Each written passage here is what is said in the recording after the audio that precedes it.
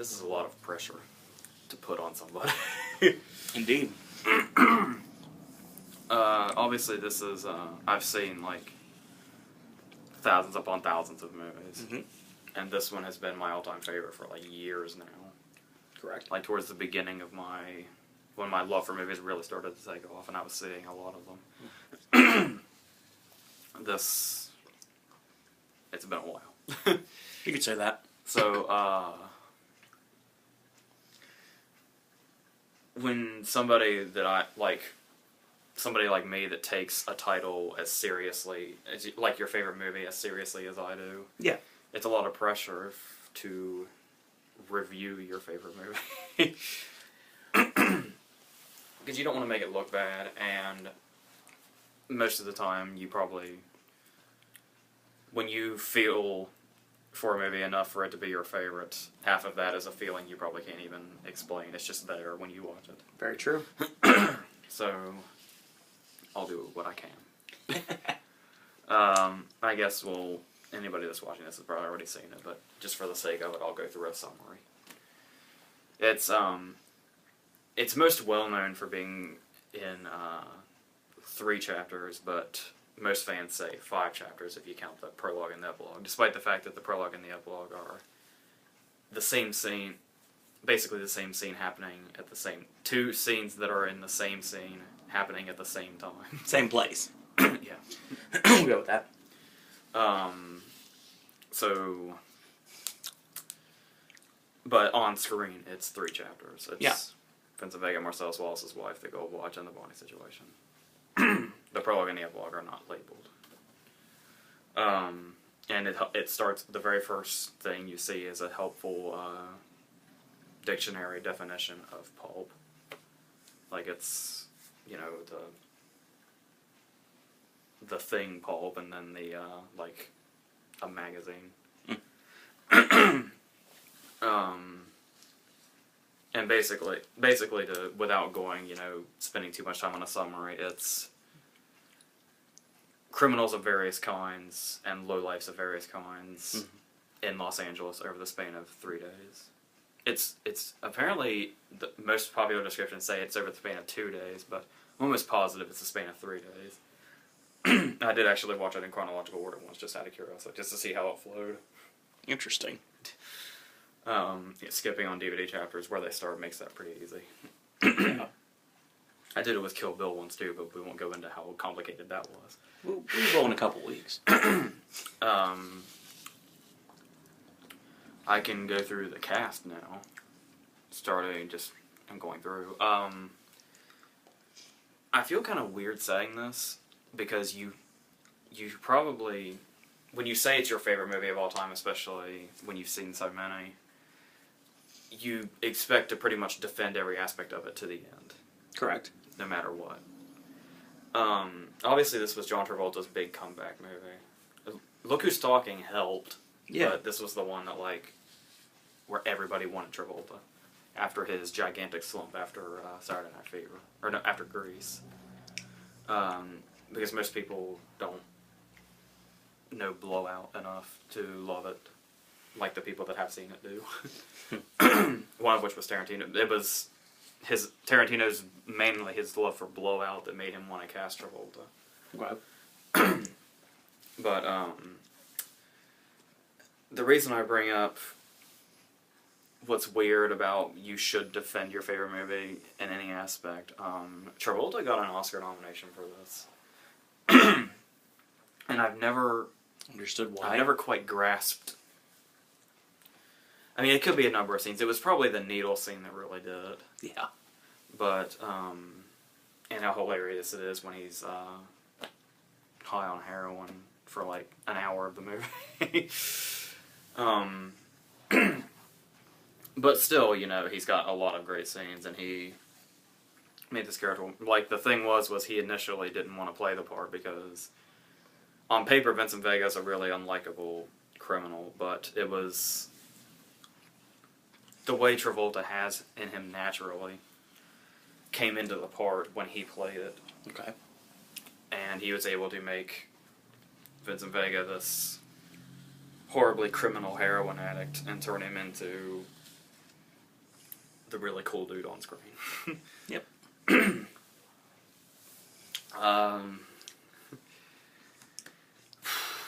Let's go in. This isn't just me, fanboying for the movie. I put a lot of thought into this, and I'm gonna stick with it. And I imagine quite a few people would be on board with me. Samuel L. Jackson in this movie is one of the best performances of all time. 100% agreed. I think that's pretty clear to a lot of fans of this movie, at least.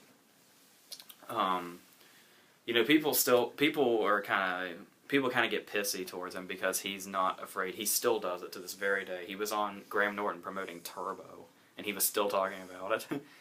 How pissed he is that he lost to Martin Landau.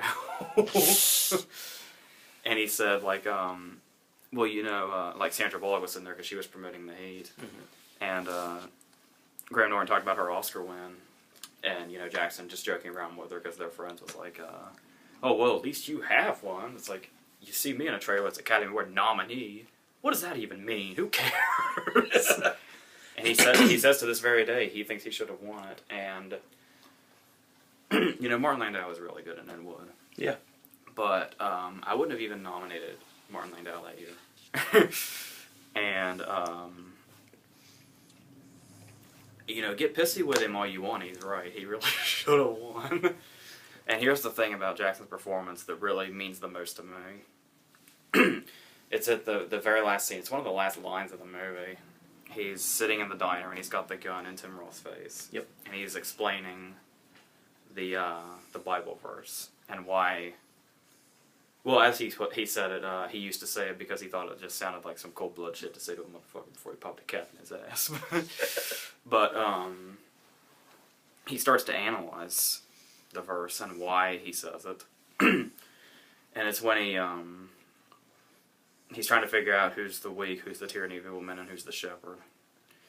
And he's talking about how he comes to the conclusion that Tim Roth is the weak, and it's the world that's evil and selfish. Yeah, I gotta play the scene in my head to remember it. And the last line of that scene is him saying, I'm trying real hard to be the shepherd. His delivery of that line while watching it one day is when I decided it was my favorite movie. Yeah, I got that dialogue is so layered, I forget what exactly it is sometimes, so I probably fucked that up. But that line delivery, I'm trying real hard to be the shepherd, is when I realized there is no movie that's ever going to beat this one. Fair enough.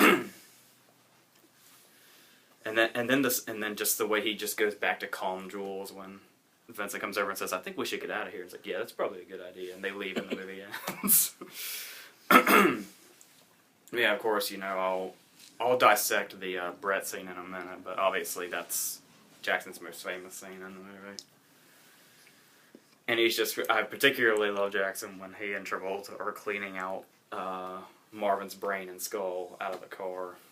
And it's just, I can't remember all the dialogue, but I'm a mushroom cloud laying motherfucker is in there. Yeah, I could, this video could go on for another half hour and I could just talk about Jackson by himself, but I'll continue. I'll go ahead and throw in the tidbit of, I think it would have been hilarious. I mean, he's iconic the way he is, but I really just want to see even if I could just have one chance at it, I just want to see once what this would have looked like. Jules has the Jerry curl look. Mm-hmm. He and whoever it was, decided on it might have been Bender or something. Decided on the Jerry curl after looking at wigs. The original idea for Jules was for him to have one of those obnoxiously gigantic afros, and I just once want to view Pulp Fiction that way. It's like, especially when they're in the car in the first scene, is it like all pressed up against the roof? Like O.J. Simpson as Nordberg in the Naked Gun movies. Oh shit, that would have been gold. Yeah, it would have. All right, this is when my relationship with this movie gets complicated. As you can see, our poster child for the whole movie is Uma. Yep. Like when you say that, even if you haven't seen the movie, if you mention Pulp Fiction to somebody, most likely this is the image that pops in their head. Here's the thing, though, is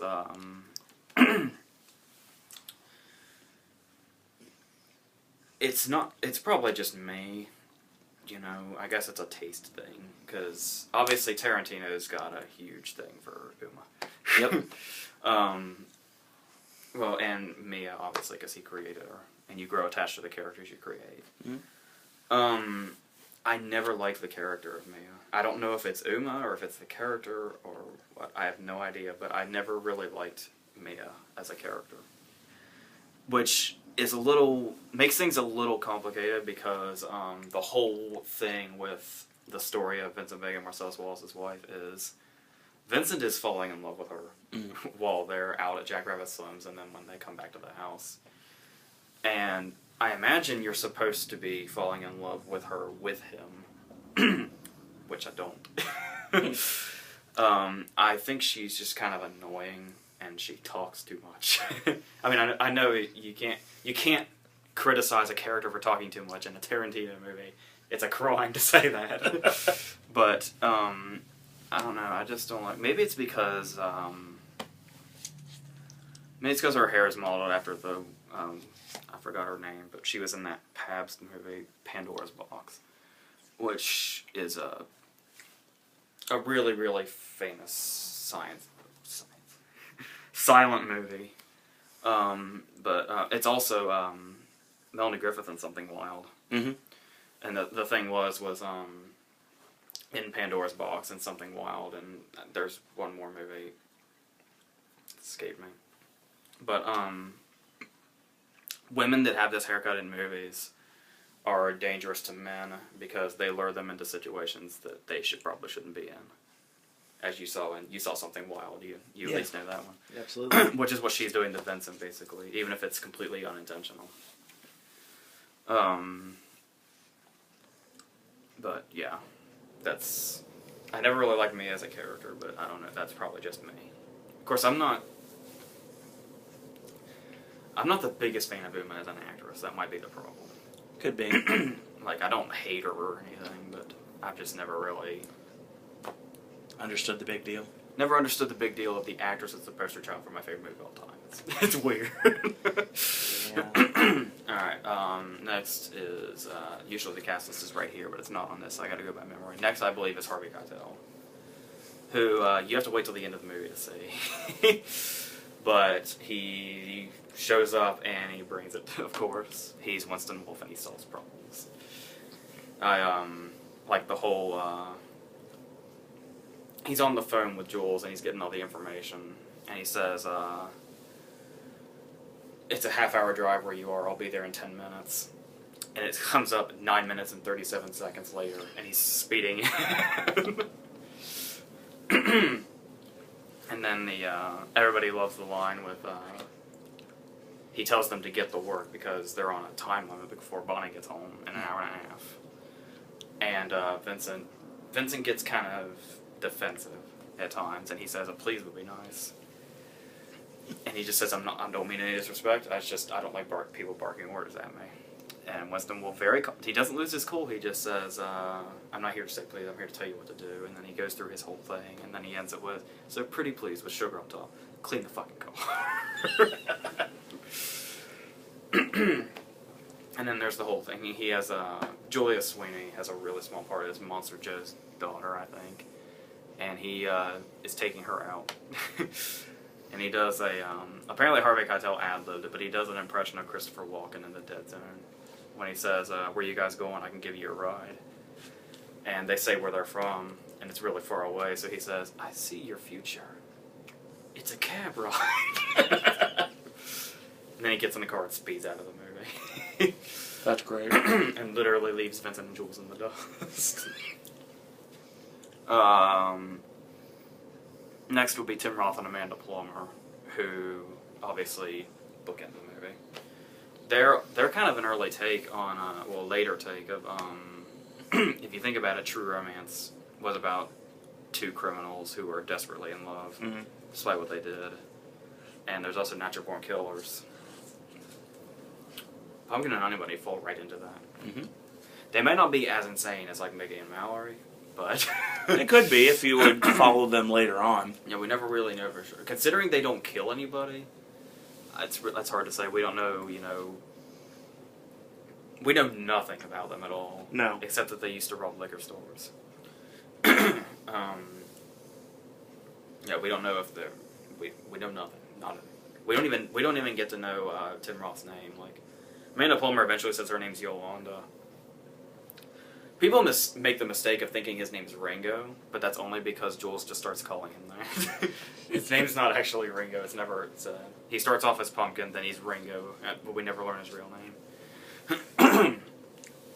I don't know why he calls him Ringo. Ringo Starr? That's the only reference I can think of. Yeah. Or Johnny Ringo, maybe? I think it's basically a way of saying, you're a laughable amateur. Like how Jones calls people slick all the time. So, Amanda Plummer was, people tend to, either love her or hate her in this movie because she's got that very screechy voice that she amps the volume on completely. Like, there's actually a point where, it's when Jules first pulls the gun on Tim Roth. He pulls it out from under the table after, luring him in with the briefcase. And Amanda Plummer is shouting. She's basically shouting for Jules to put the gun down. But she's literally just shrieking gibberish. There are no words in there. She's just shrieking. I think next would be Maria de Medeiros, I think, who is Fabian, who is Butch's girlfriend, who I really love in this movie because every character in this movie is a bad guy in one way or the other. They're either a criminal, a killer, or they're related to crime or killing in one way or another. Fabian is a completely innocent character. And if she wasn't innocent enough morally, they make her the meekest, most quiet thing. Yeah. That would not, kill a bee if it was trying to sting her. And of course she's totally in love with Butch, who is a borderline psychopath. But, she's like she's literally right in the center of the movie, like right in the middle of the movie is when she's in it. Yeah. And she's the only innocent in the entire movie. So that's always, some people think the movie kind of slows down when we get to her scenes, because the scenes with Butch in the hotel room are kind of long, but I don't care. I think to throw an innocent character into all this is something the movie needed by this point, especially perfectly placed right there in the middle of the movie. Next is Ving Rhames, who, he's a great choice, but I couldn't help it. Ever since I heard this, I can't get that out of my head.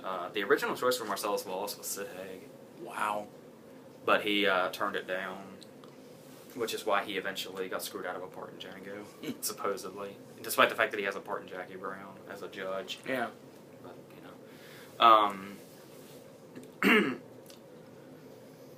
he doesn't really get to do much. His key moment is the scene where Ving Rhames really, really gets to act is when they're in the basement and they're tied up and gagged, and Zed does the eeny, meeny, miny, moe and lands on Marcellus. Yeah. And I guess, he has a good moment with after Butch has killed the Gimp and Maynard and Zed is subdued. The moment he never looks at Butch, but he basically clears everything up like they had wrong because Butch threw the fight, and that was caused to die because Marcellus had already paid him off to throw it. But yeah, I kind of wish we'd gotten a little bit more Marcellus, even though it's still, well, no, I suppose it's fine because it's a part of the reason Ving Rhames doesn't get much screen time is because the first half of the movie shrouds Marcellus in mystery. Like, he's there, but he's always facing away from the camera, and we never see his face until If you look hard enough, you can see it in the bar when he hugs Vincent, but never mind. Next is a performance that I love. It's probably one of my favorite performances in the movie, and there's hardly anything to it. It's Eric Stoltz as Lance the drug dealer. I actually knew you were going there. He's got 2 scenes. They're both great. Like well, the thing about it is, we might as well go right into Rosanna Arquette too while we're here. Rosanna Arquette's his wife Jodie, and she's got all the piercings in her face. Jodie was originally going to be played by Pam Grier, but Pam Grier is known for being really tough. Mm. So they said there's absolutely no way Eric Stoltz would get away with bossing Pam Grier around. So we got to get somebody a little smaller. And I don't know what it is. I guess it's just like, it's almost like his character from Fast Times, what he does now. I don't even think he had lines in Fast Times, but this is what he'd be doing now. Like he has such a he's that kind of like what Ricky Bobby talked about, the really, really friendly drug dealers. Yeah. Lance would be the guy that walks up to you and goes, "Hey man, what's up? You want some crack?" Awesome. And I love, I don't know if this is true or not. Supposedly, I don't know why he would forget it, but apparently, the line was, Coke is dead as disco. Yeah. Which it is in the script, actually. But, supposedly Eric Stoltz forgot the line. And in the movie, he delivers it, Coke is fucking dead as dead. It's a great shot too. You have Vincent standing here, and you have Lance is laying on the bed, but he's Vincent standing next to a closet door that has a mirror on it. So while Lance is laying on the bed, we see him on camera in the mirror. But that's where this wonderful dialogue took place. I'll take the Pepsi challenge of that Amsterdam shit any old day of the fucking week. And I kind of wish it had been in it to give Eric Stoltz a little more time, but there was a whole monologue that was cut out where Lance goes off on a tangent about a guy that intentionally gave him wrong directions one time. Oh, do elaborate, please. Because I haven't watched the deleted. It's the deleted scenes on the DVD, but I haven't. I made way over there a long time ago, but I've since forgotten it. But there is basically in place of it's the one where they talk about. Vincent talks about some fucker keyed my car the other day, and of course we know Vincent doesn't know it, but we know that it's Butch. Yeah, it's never said in the movie, but and they just go into this whole tangent back and forth about how that is just one thing you don't do. Like he's very meticulously putting Vincent's heroin together as he's talking about you just do not fucking fuck with a man's automobile. Is the exact dialogue. And yeah, obviously the needle scene is where he really gets to like one of the things I love was the script words it as Lance demonstrates stabbing the needle like Michael Myers in Halloween. So Lance does what you do is you kneel down in a stabbing motion. Vincent's like, I gotta stab her 3 times. No, you gotta fucking stab her 3 times. And then it's always like that scene is so intense. But I was actually going to describe this scene later, but I'll get into it now. People had like heart attacks, like screenings during the needle scene because it's so intense. Mm-hmm. But the thing that really helps is the stuff like what Lance does, like when he says, "Okay, so." I stab her in the heart, and then I inject the adrenaline. What happens then? And Lance just goes, curious about that myself. He's not even sure if it'll actually work. Yeah, he has to, he never finds it, but he's looking for a medical book that tells him how to do it, because he's never done it before. And he's like, yo man, you gotta do it. And he's like, the day you bring an ODM bitch to my house, then or I take an ODM bitch to your house, then I'll do it. Yeah, that is the glory of Eric Stoltz as Lance. There's Walken. Obviously, his big famous scene. All the movies Walken has, he has one scene in this movie, and this is actually one of the ones that's brought up the most. because everybody loves bringing up the watch that was up his ass for 2 years. Tarantino did something ingenious. Go figure. Like that ever happens. Colonel Coons tells 3 different stories. The story about World War I, World War II, and Vietnam. So what happened was, Walken did the whole, like, the mistake. A common mistake is the monologue is done in one take, which it isn't. But there's a reason for that. Each story has a different take. Like, he's kind of,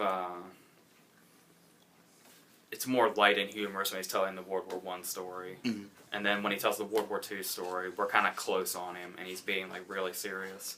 And then, of course, the third story is him talking about having to watch up his own ass.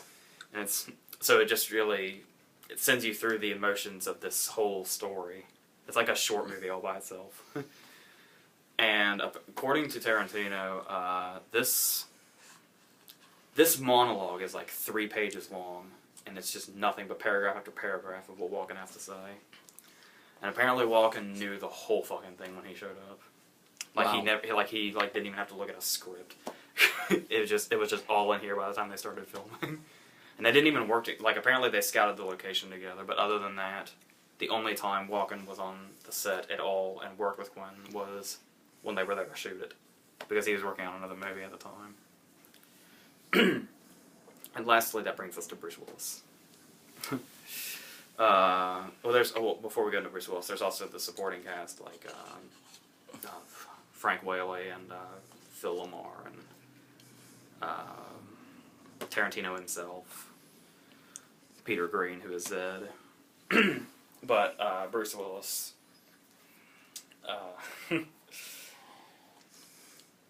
he pretty much has to do the basically the same thing Travolta did, but not exactly.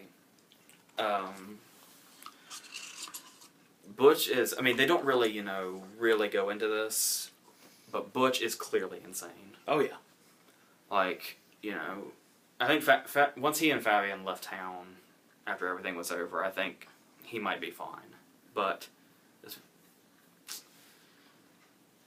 his first scene, his second scene after his introduction was towards the beginning, but when the Gold Watch story comes around, he is, obviously he's got to escape through the window and through a taxi that he called himself secretly, because Marcellus is looking for him now. Because he beat his opponent in the boxing match so bad that the guy's dead. And he's driving back, and the cab driver tells him about it. And he just kind of shrugs it off, and then towards the end of the scene he says, how she wants to know what it feels like to kill somebody, and he says, I don't feel the least bit bad about it. And then later on he's on the phone with his friend in Tennessee. And he's talking about how it's the other guy's fault for basically ever having been a boxer. And that's it. He leaves it at that. That's all that bothers him. And then, of course,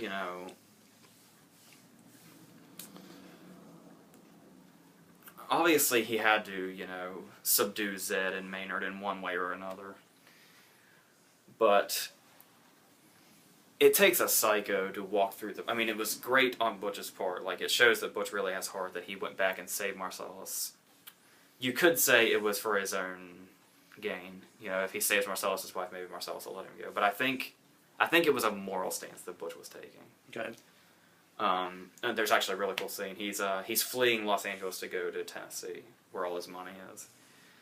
And as Butch is leaving the pawn shop, right before he stops and decides to save Marcellus, there's a Tennessee license plate behind him.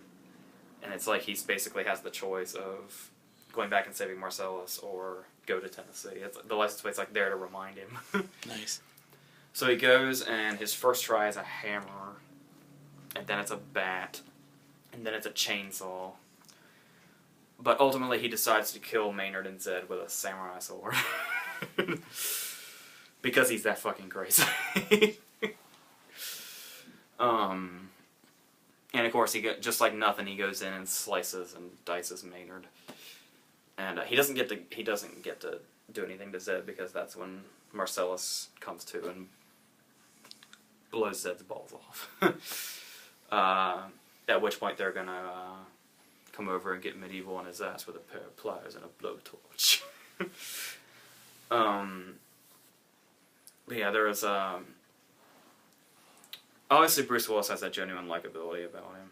Like the reason Bruce Willis got his first part because he was just a bartender, and a casting director came in and just liked his personality so much he put him in something. So that kind of shines through in the character also, like kind of like Travolta did. Like and there's the particular scenes where the scenes with Fabian basically he's in there and they're being lovey like they are, and then he realizes that she forgot the watch. And he has this massive temper tantrum that the TV is a casualty of. But then he's calm again. And he's, he tries so hard to be nice to her, and then he has that temper and he blows up. Like the scene at the very end when they're taking off on the motorcycle and it's a chopper. And he starts to panic and says, "We need to hit the fucking road, get on the bike." And she starts to cry. But instead of freaking out, he actually, wants to comfort her before they take off. Okay. So, Butch has a lot of, and this is all, obviously it's there in the writing too, but the actors are what really, it would have been different if you didn't have the likability of Travolta or Bruce Willis. These parts would have been totally different. So, that's pretty much it for the cast. I guess I can also take the time to point out. I pointed out Julia Sweeney's cameo. I can pull out when Marcellus Wallace is walking across the street and Butch runs him over.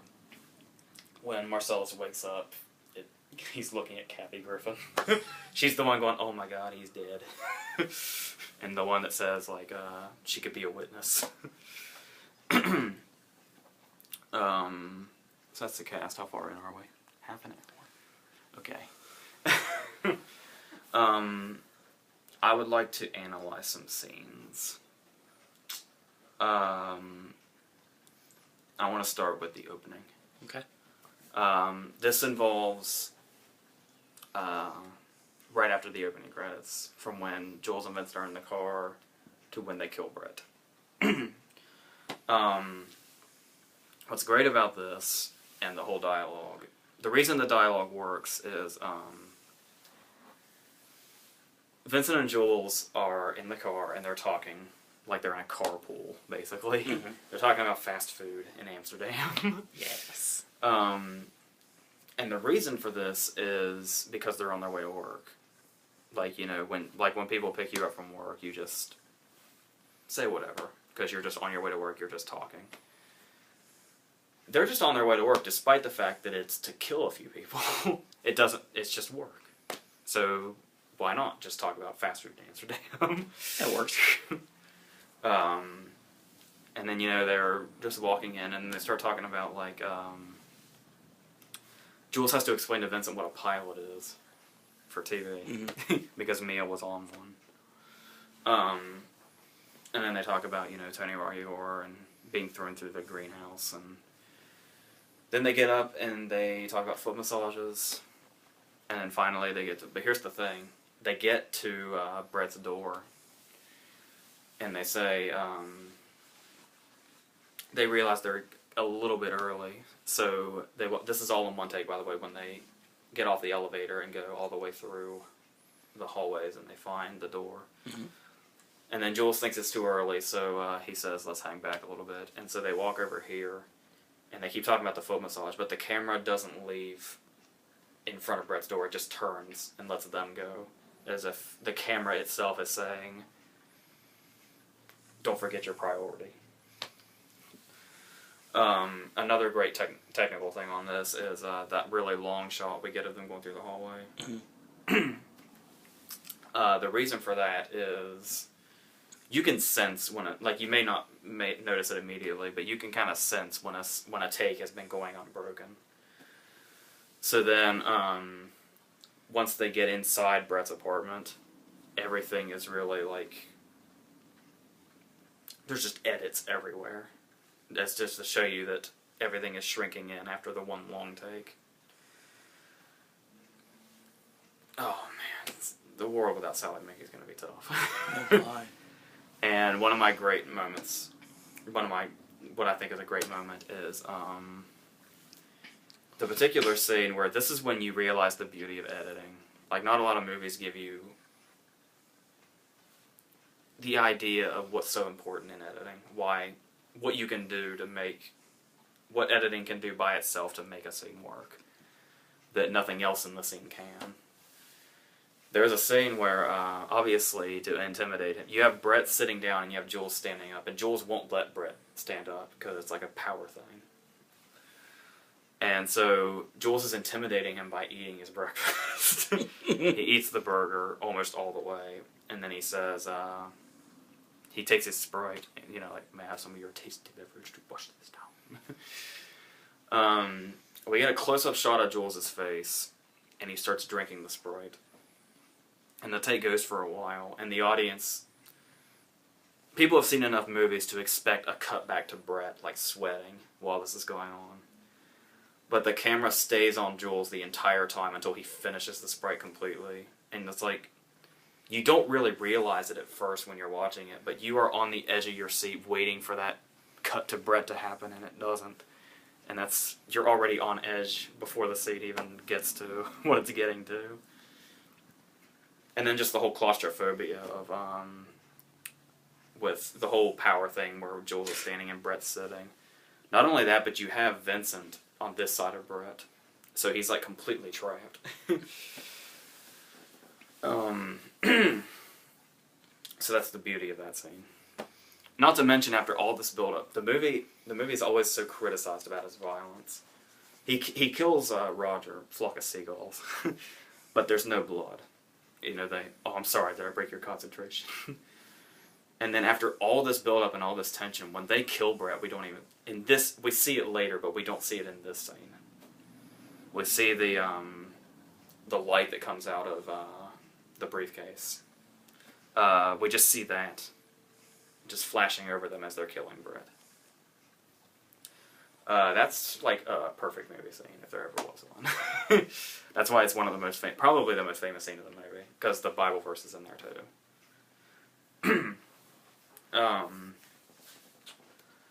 I pretty much already went through the needle scene. I'll talk about Jackrabbit Slims for a second. Which, by the way, most people who love this movie have this DVD, so they already know. But for those that don't, this DVD actually comes with a menu to Jackrabbit Slims.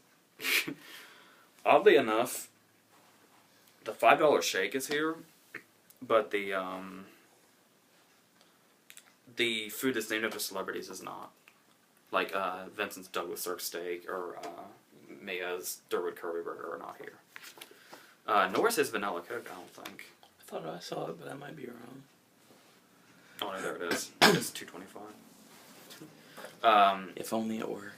For starters, the beauty of this scene is the fact that Steve Buscemi is the waiter. Yes. Buddy Holly. Which, of course, everybody knows is ironic because of Mr. Pink. And it was actually Steve Buscemi's idea for Buddy Holly to be a bad waiter. That's great. Of course. So it's a callback when Vincent says, we're lucky we got any food at all. I think Buddy Holly's a very good waiter. To hint that they're not going to tip me. Thank you, Steve Buscemi. So, apparently Buscemi was going to have a bigger part, but he had a scheduling conflict, so he just came in for the cameo as Buddy Holly, which was perfect anyway. He's so enthusiastic too. Hi, I'm your waiter, Buddy. What can I get you? I talk about the long shots. It's got a magnificent long shot that's unbroken where Vincent walks all the way around the whole restaurant. It's like a panoramic shot. And we get a glimpse of everything. And Lawrence Bender walks by as the Zora waiter. And I love the way he describes it as a wax museum with a pulse, which is, perfect. Shit. And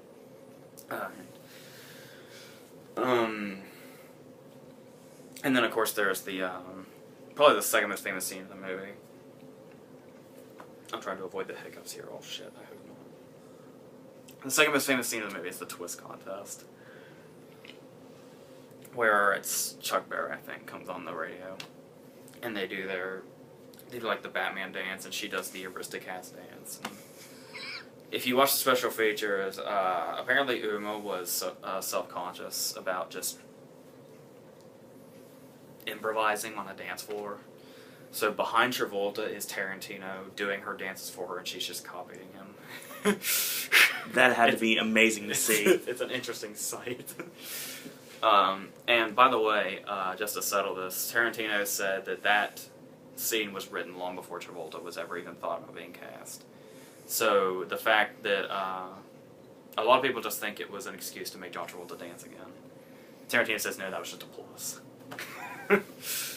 And then, of course, when they go back to Marcellus Wallace's house, they have the trophy, which, the theory is, number one, they won the contest. Number two, they were the only people that participated. Or number three, they lost and they stole it, which is the most popular one. All of those could be correct. So yeah, everybody has been pushing for there to actually be a Jackrabbit Saloons. Because they make business out of the asshole, but Tarantino's never, I don't know if he's never allowed it, or it'd just be too much work, I don't know. But, and apparently, I've never caught this, apparently when Mr. Blonde is, maybe it's not when Mr. Blonde's torturing Marvin. Maybe it is. Somewhere on a radio in Reservoir Dogs, you hear a commercial for Jackrabbit Saloons. Nice. And when Butch is going back to his apartment in the Gold Watch story, he passes by a window and you can hear a Jackrabbit Saloons commercial.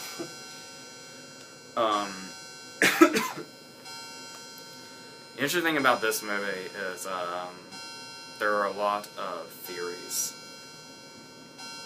that have never been answered. It's just stuff for people to talk about forever.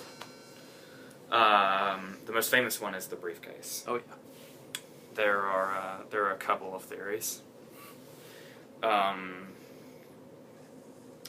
The most popular theory, which I think is really interesting, is it's Marcellus Wallace's soul. Because he still does, you probably noticed it in his other movies, Ving Rhames has a gigantic scar on the back of his neck. And for some reason, I guess they thought that would be distracting, so Ving Rhames wears a Band-Aid over it in the movie. And people assume the Band-Aid represents where the devil took out his soul. That's some heavy stuff. There's theory that it's the diamonds from Reservoir Dogs. Mm-hmm.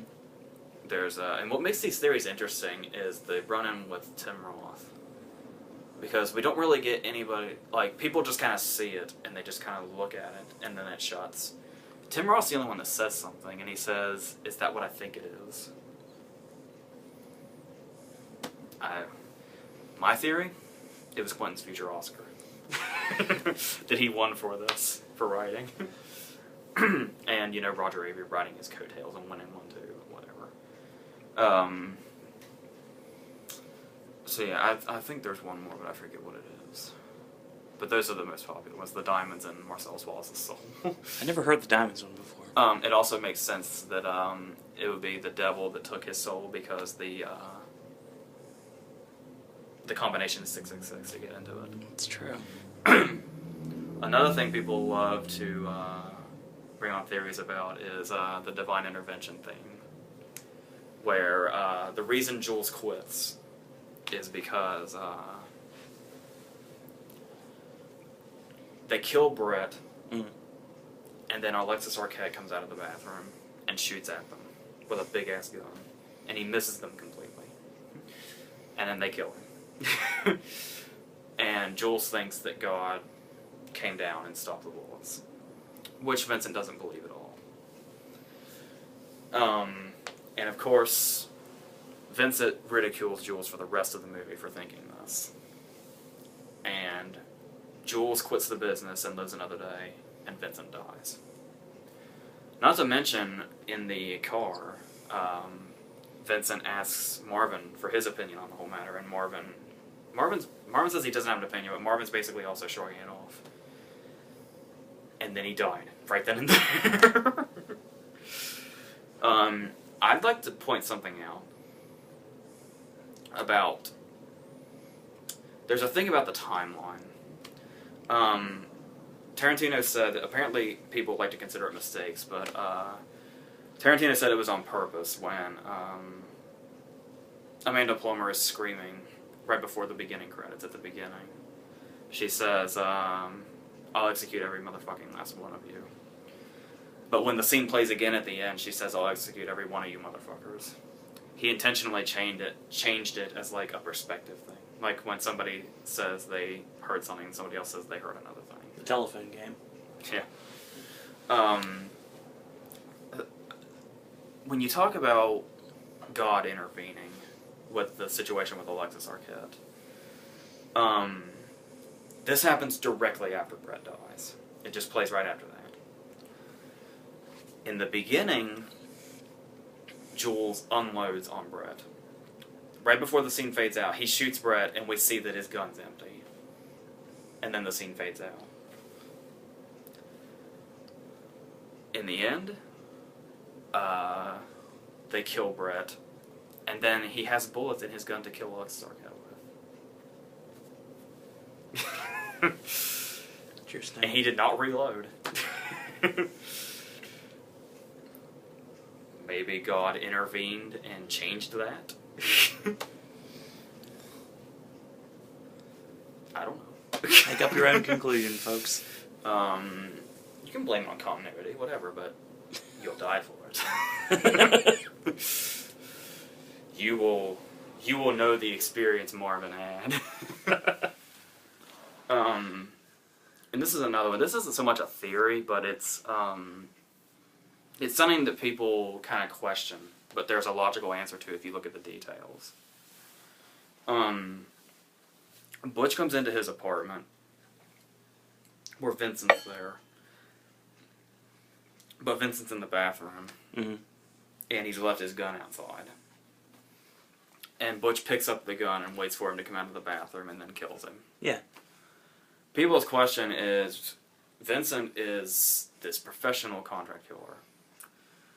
Why would he be stupid enough to leave his gun outside? This is a perfectly reasonable explanation for that. Explanancer. I just said that. I like that. That's a good word. Yeah. Okay. It's not Vincent's gun. That makes sense. What happened was Jules quit the business because of the divine intervention thing. Mm-hmm. So it's Marcellus that went to Butch's apartment with Vincent. Marcellus,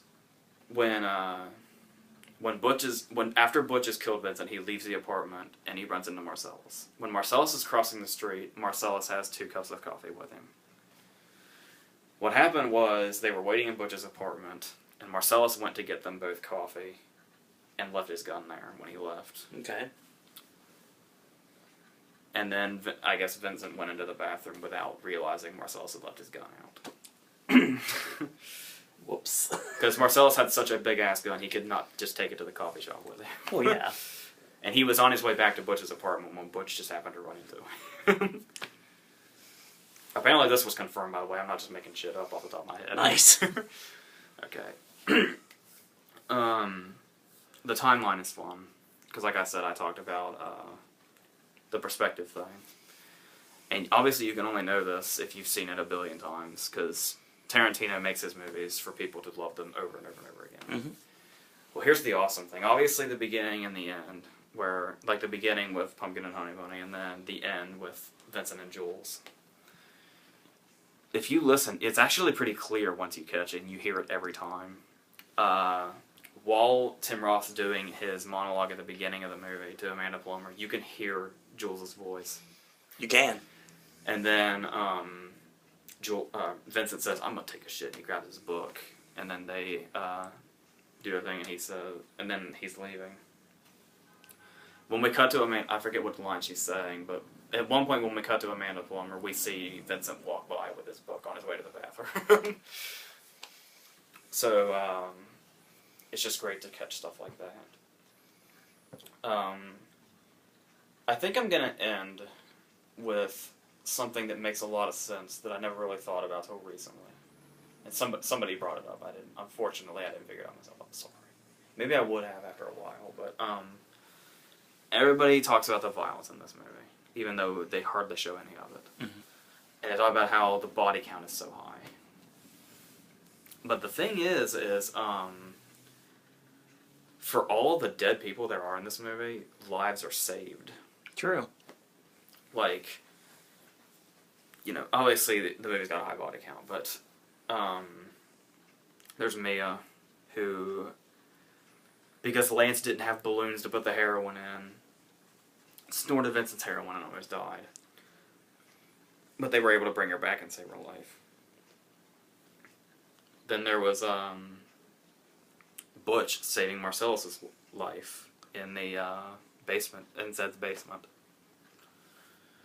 There were Jules, when he intervened when Pumpkin and Honey were robbing the diner, saved all the diners by giving Pumpkin his money and making him leave. Mm-hmm. And I said, I guess you could say, despite the fact that Vincent paid for it later, Vincent and Jules were saved when Alexis Arquette was shooting at them. These are all lives that were able to be spared in amidst all this death. So, when one movie can pack all of this into it in 2.5 hours, 2.5 hours that are just barely there, like, you don't even realize how long this movie is at all. No. Not to mention I had the magnificent pleasure of seeing it in a theater last December. Yeah. 2 days after Reservoir Dogs. As I mentioned in the Heat review, I don't sit up close because I have a problem with looking up at heights. This was a massive ass screen, and I was like right here, and I didn't give a shit about anything. From wall to wall, my eyesight was nothing but the movie on this big ass screen, and that was fantastic. I'm sure it was. So, have I convinced you that you can, in fact, review your favorite movie without bringing it down? That's the best I can do. That is why I've chosen this over the thousands and thousands and thousands of movies that I've seen. Very nice. So, next week we'll have Jackie Brown, Mm-hmm. with or without Ben, I guess. Ben may be joining us for Jackie Brown. So, that would be my favorite movie of all time, and the second entry of this Tarantino segment. So, I guess until next week, that's it.